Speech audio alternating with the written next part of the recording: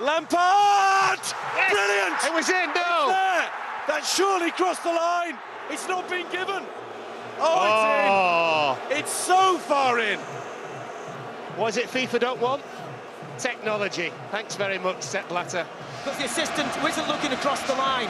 If he is, he's in an offside position. Stefano Airoldi on the far side is the referee's assistant.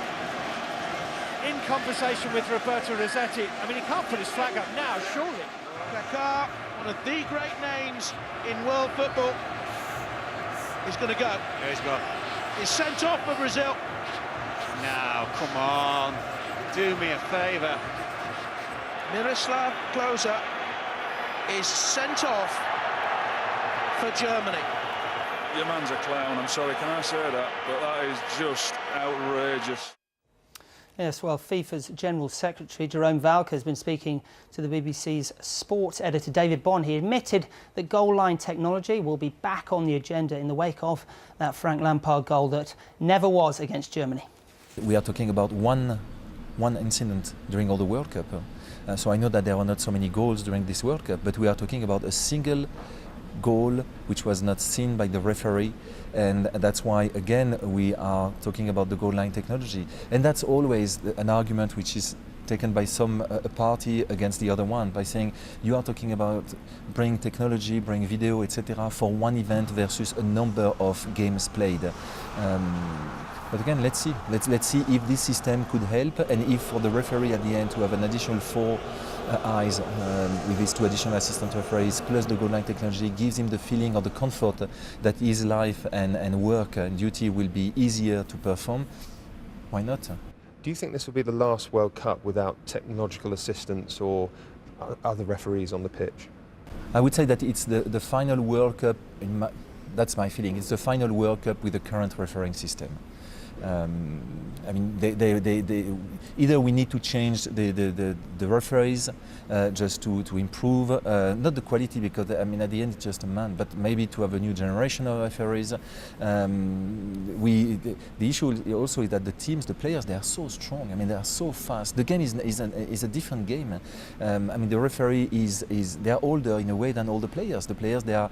If you think about Ghana, they had 11 players under the age of 23. Germany, it was 9 players under the age of 23. So you have guys who are 21. They run the 100 meters in 11 seconds. So the game is so fast. The ball is flying so quick, so fast. So we have to help them, and we have to do something. So that's why I'm saying yes. I think that it's the final World Cup with the current system. So what does a former referee make of today's news? Graham Poll was a Premier League ref for 14 years and officiated at 2 World Cups. He agrees that change has to come and puts the blame on FIFA President Sepp Blatter. I think it's largely down to that stubbornness, the arrogance of the guy that sits there, and that's where now it's been pricked. And this Lampard thing is the straw that breaks the camel's back, because it's him that now looks silly. It's him that looks like the one that, you know, it shouldn't have been Jorge Larionda sent home. It should have been Sepp Blatter sent home, because it was him that caused this situation. If he'd have had the extra officials or the goal line technology, England would have gone 2-2, and you know.